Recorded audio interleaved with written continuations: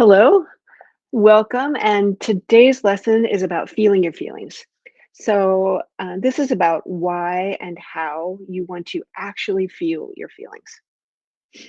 Learning how to feel your feelings in a loving way is one of the very most useful tools you can develop in your life. It's a superpower for your mental well being. And it may seem like you're having all the feels all the time, but I think it's fair to say that most women avoid or repress many or even most of their emotions. Here's an example. Let's imagine that you're having a conflict with your boss or a client, and she leaves you a snippy message accusing you of doing something wrong. So your body may begin to react before you even know it, like your heart may start to pound, you'll breathe faster, your face gets hot, and you'll likely feel pissed off and maybe scared at the same time of losing your job. You're frustrated that she doesn't understand you. And for all kinds of reasons, it doesn't feel safe to express your anger and frustration. Maybe you've gotten into trouble in the past when you expressed your feelings. But you also don't want to feel the emotion because it feels so gross and so uncomfortable. So, what do? You try to avoid the intense discomfort of feeling your feelings. Before I learned how to process my emotions, for example, if something bad happened at work, I used to get up for a break and grab some healthy snacks from the vending machine and then have a huge fried chicken sandwich at lunch, gossip with my colleague, zone out on social media while on the job, or do some random meaningless task. But none of that helped at all. My feelings would always come out some kind of way. I would be bossy or snippy with my husband, passive aggressive with my boss, pissy at somebody on my commute home. So now, on top of all the anger and the frustration, I would feel guilty and hate myself for being such an awful person. So even though I was trying really hard to avoid feeling my feelings, I now felt anxious, frustrated, mad, and guilty. Then trying to get rid of those feelings, I would just continue the cycle of overeating at dinner, maybe snarking at my husband some more, collapsing on the couch with Netflix in the evening, et cetera, et cetera. And none of this created the results that I wanted in my life.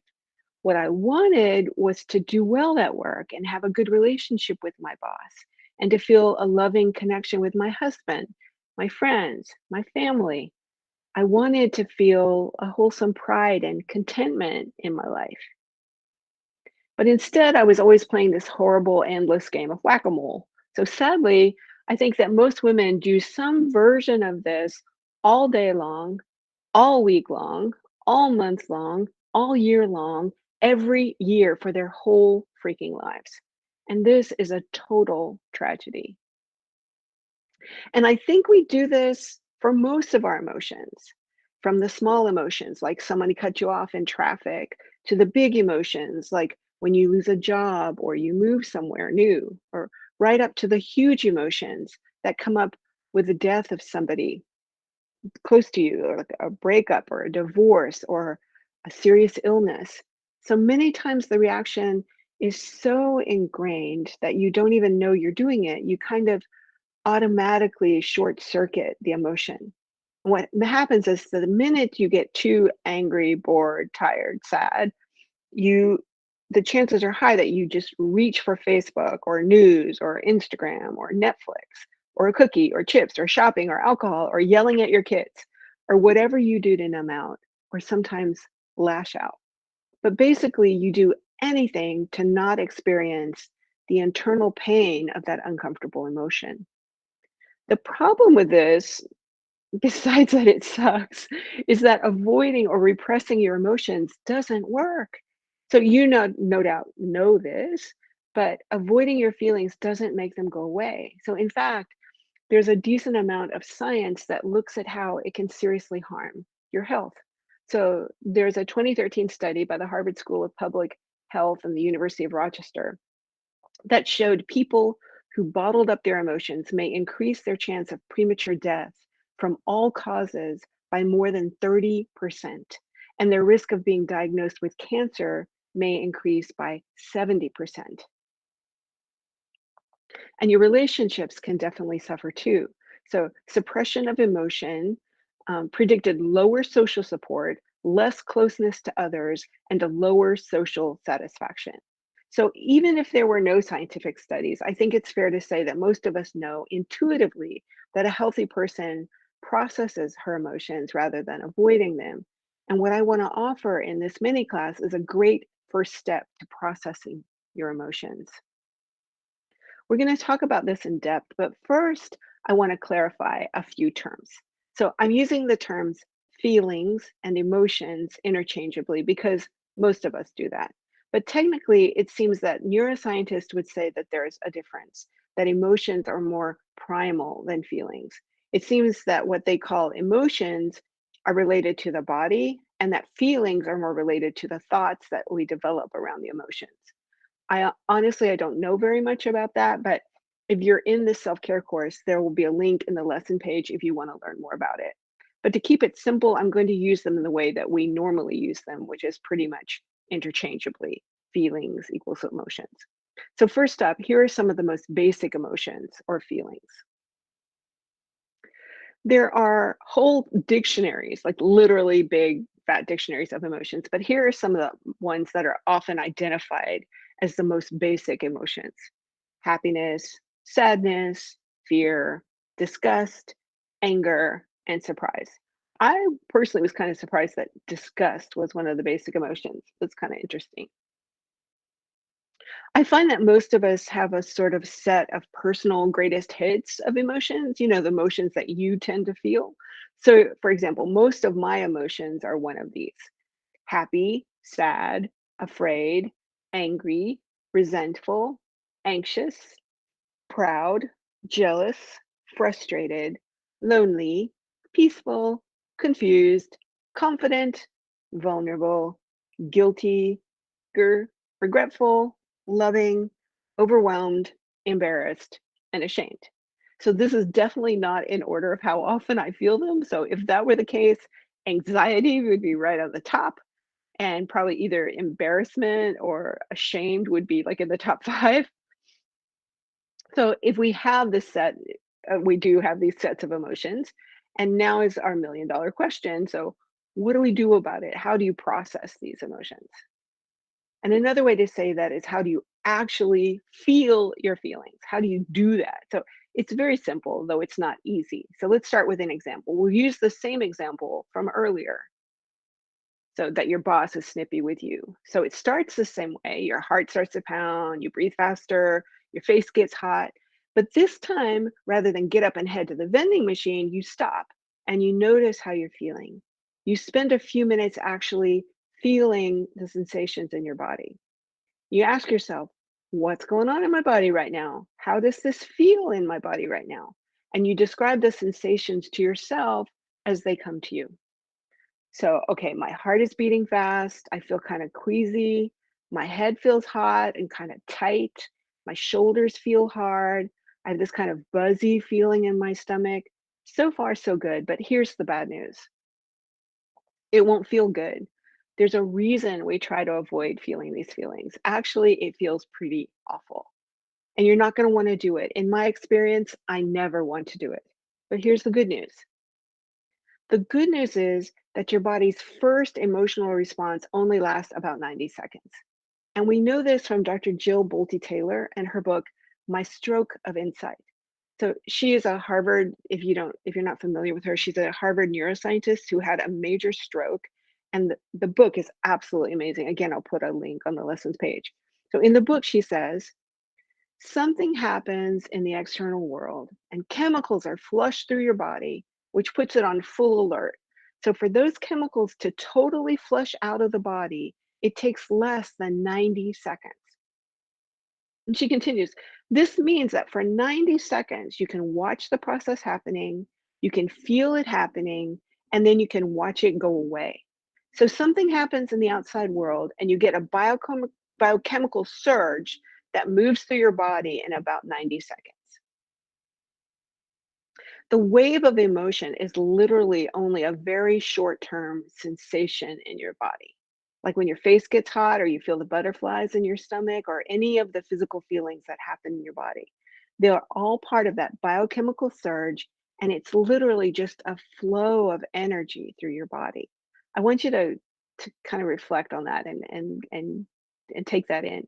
It's literally just like a flow of energy, like a vibration in your body. It, so that's the good thing, that this first surge of energy, of emotion, that first wave of vibrations or energy is very short. The second good thing is that you get a huge benefit when you just notice the emotion flowing through your body. So just noticing that emotion flowing through your body gives you benefit. And that's because when you notice your emotion for the 90 seconds that it takes to move through you, you are then able to access the smart part of your brain. So let me tell you what I mean by that. So basically, noticing the emotion instead of trying to ignore it lets you calm down your nervous system and access the part of your brain that actually thinks. Dr. Taylor says this: when you're stressed, pausing for 90 seconds and labeling what you're feeling, for example, I'm getting angry, tamps down activity in the amygdala. So it's worth talking about your amygdala for a second. The amygdala is a region in your brain, and it's the first part of your brain to receive information when something happens out in the world. So when you get that pissy email from your boss, the amygdala is the first place that receives the message. So your amygdala scans the situation and checks for threats. So if there's an actual physical threat to your survival, the amygdala is fantastic because it kicks off responses in your body that could help you run or fight or freeze, whatever you need to do to survive. Like it shoots adrenaline and cortisol and does all these things, get used, sends impulses to your legs and arms, and I don't know what all it does, but it prepares you to take action to survive. The problem is that the amygdala is related to primitive reactions like running from a fire or facing a bear. And they're great, these reactions are great if your house is on fire, but it's not so useful if you're at work, you're dealing with your boss, or you're at home and you're dealing with your family. So your amygdala can be firing off and saying, your boss sent you a shitty email. You're under attack. Defend yourself. Fight back. Run. So when the amygdala is activated, you literally can't think straight because your IQ drops. There are studies by Dr. Bruce Perry that show a child's IQ can drop by as much as 40 points when they're in a state of fear. And as a side note, just looking at this picture it could activate your amygdala a little bit. And it's not the mental state you want to be in when you're trying to respond in a wise and sane way. You actually want to be calm enough to be able to access the smarter, more sophisticated part of your brain where your thinking and your reasoning and your judgment happens. And that part is the prefrontal cortex part of your brain. But to access that prefrontal cortex, you have to first calm down your amygdala because when your amygdala is activated, it's sucking out all the resources of your brain. So, this is where the 90-second rule comes in. You calm your amygdala down by the simple act of noticing and labeling your emotion. And this is why it's so important to actually notice and label your emotions. So, let's dive into the mechanics of how to do that. Here's a good three-step process for feeling your feelings. Number one, notice the sensation in your body, like we've been talking about. Your heart is racing, your palms are sweaty, your face is hot, you have a clenched jaw. Two, you label the emotion. I'm feeling mad. I feel sad. I feel overwhelmed. There can be more than one emotion going on at the same time. Three, allow the emotion. Just watch it like you would watch a movie. Don't judge it or try to make it go away. You can imagine that you're just hanging out on the couch with your feeling for 90 seconds. Just me and my emotion, me and my sad, me and my mad, hanging out here on the couch. 90 seconds. That is literally all you need to do to feel your feelings. And when you do this, the emotions will rise and fall like a wave.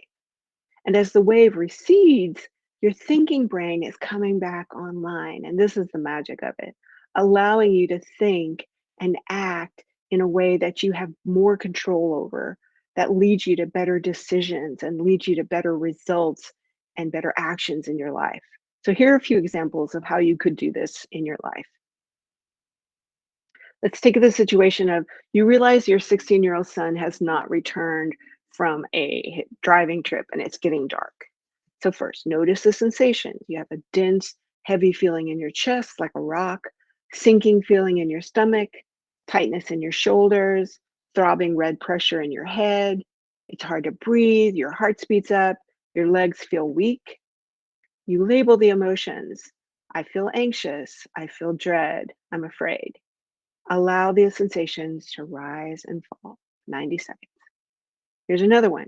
You realize that nobody remembered your birthday. Notice the sensations. A gray heaviness in your eyes, in your chest, a general numbness, a floaty wave like snow on a TV set in your belly. You label the emotions. I feel sad. I feel so lonesome. Allow the sensations to rise and fall. 90 seconds. The last one. It's Friday night and you have nothing special to do. You notice the sensations. Purpley cloud of jitteriness in your stomach, a heavy, thick, tired feeling in your head, feeling empty all over. You label the emotion. I feel bored. I feel unloved. Allow the sensations to rise and fall for 90 seconds. So here's some tips for when you try to do this on your own. First, tips for noticing the sensations. So it takes practice to even know how your body feels. So be easy on yourself if you can't really identify very much right away. It's very common. You can ask yourself, how do I feel? I mean, do I feel anything in my stomach, in my head, in my arms? What does it feel like? Whatever comes up for you is okay. Don't stress, even if not much is coming up at first. So you can ask yourself, am I sweating? Do I feel breathless? Is my heart beating fast? Are my sweaty palms? Do my legs feel like jelly? Do I want to run away? Uh, do I have a sinking feeling in my stomach? Is my stomach feeling like a rock? Sorry, I lost my place. Is your arms trembling? Is heat coming from your head? Do you have blurry vision? So here are some other ways to think about the sensations. You can ask yourself, what does the sensation feel like? Is it heavy or light? Hot or cold? Still or moving? Fast or slow? Solid or maybe cloud-like or liquidy? Is it a color? Red, black, purple, white? Do you feel buzzy or jittery or trembly? Is it feeling sharp or dull? It may not be clear at all at first. You may be thinking, I don't know, is it purple? Is it pink? Where is it? That's fine. There's no real right answer. And literally just go with the first things that come to your mind. You're just trying to learn to read your body at this point. And here are some tips for labeling the emotions. Don't worry about whether the words that come up are actually emotions. So, whatever comes up is okay. Like if the word overwhelmed or unloved comes up, you may doubt if that's an actual emotion, but don't worry about it. So, in this case, just the act of noticing and labeling is the valuable thing that you're doing. So, remember that. Sorry, the garbage is going by. So, just notice that the act of labeling, noticing and labeling is the valuable thing that's going on. You may notice also layers of emotion, like you may feel ashamed that you are jealous, or you may feel confused that you're mad. That's totally normal. You don't have to get it right. So, even practicing the tiniest bit is helpful and good. And here are some tips for allowing the sensations to come and go. These emotions aren't good or bad. They're just like automatically rising in your body. They're not your fault. So they're just you being human. So this is really important to understand. So any feeling that can come up, that's 100% okay. There's no good or bad emotion. Also, a feeling is literally just a sensation or vibration in your body. So it won't kill you, even though it feels like it might. Even though it can feel scary to allow it, the truth is not allowing it causes so much more harm than allowing it. Your body may be acting like there's a saber-toothed tiger coming towards you, The truth is there's just chemicals moving through your body, and you experience those like a vibration or a sensation. That's literally all that's happening. The more you practice, the more you trust that you will develop that it's okay to just feel the feelings and that they can't really harm you. The most important tip, the most important thing to do is to be very kind to yourself as you learn this process. It can be very, very tender when you're first practicing feeling your emotions. But like I said, it's simple, but it's not easy. And I have a few self care mantras that I've developed to use while I'm doing this. One of them is I forgive myself for being human. That's actually one of my all time favorites. I forgive myself for being human. It usually comes if I feel kind of embarrassed about an emotion that I have. It's like, I forgive myself for being human. Another one is, and that's okay. Like, I feel pissy and that's okay. I feel jealous and that's okay. I feel uptight. That's okay. I feel frustrated. That's okay. And finally, I say this: I've got you. I'm with you. It's okay to feel this way. The last one is what I say when I ask myself what the kindest, sweetest friend would say to me in that moment. So say that for yourself because that's one of the greatest gifts to give yourself, to practice being your own best friend. So just say, what would my best friend, what would the kindest, sweetest soulmate say to me in this situation? And just give yourself that gift and say that. And what I say is, I got you. I'm with you. It's okay for you to feel this way. So here's one thing that's important to know. It's totally normal for the emotional waves to return. So this isn't a once and done kind of thing. If it's a small emotion, it can be, but if it's a biggie, it will almost definitely return. You'll process it once and it'll die down, and then something else may spark a new wave. In my experience, the return is like aftershocks of an earthquake. It's like you see in this message of the Northridge earthquake that happened in LA on January 17th, 1994. You see that the aftershocks kept going through February of 1995, over one full year. So the first quake is big. You see it's the large pink dot in the upper left. And then the following ones tend to be smaller, but every now and again, another big one will roll through, but not as big as the first one.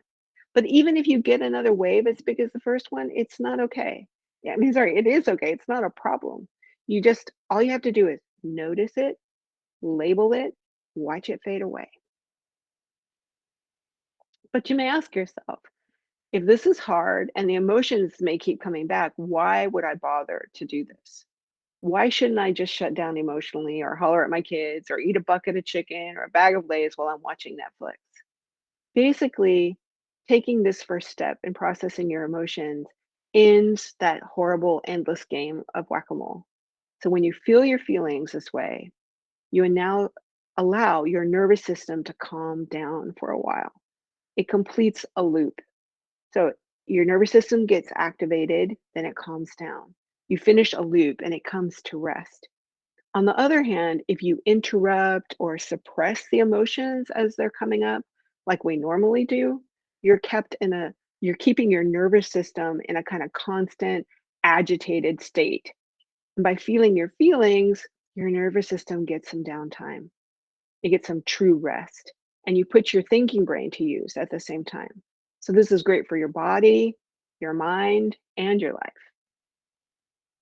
If you aren't trying to suppress your emotions, you aren't as much at the mercy of your negative behaviors like eating too much, drinking too much, shopping, or yelling at somebody. You feel calmer, you're smarter. By that, I mean that you have access to the highest part of your brain.